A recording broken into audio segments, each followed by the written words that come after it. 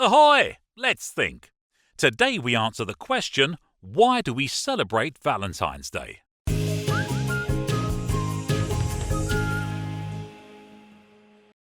Valentine's Day happens every year on February the 14th, and we know it as a day where people share their affection with others with gifts.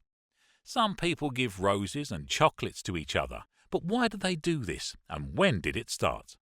The origin of Valentine's Day goes back a very long time with the Roman festival of Lupercalia, held in mid-February.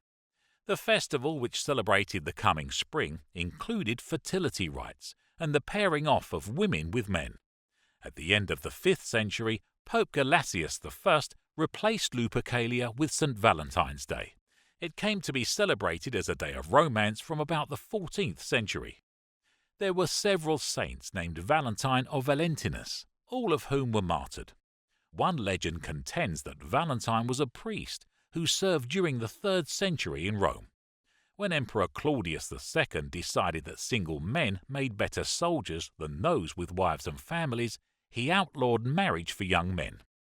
Valentine, realizing the injustice of the decree, defied Claudius and continued to perform marriages for young lovers in secret.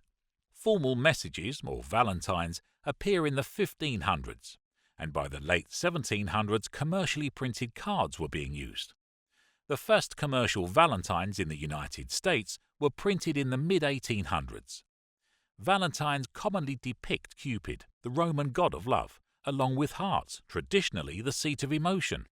Because it was thought that the avian mating season begins in mid-February, birds also became a symbol of the day. Today, traditional gifts include candy and flowers, particularly red roses, a symbol of beauty and love. So, that answers the question, why do we celebrate Valentine's Day? That took some thinking.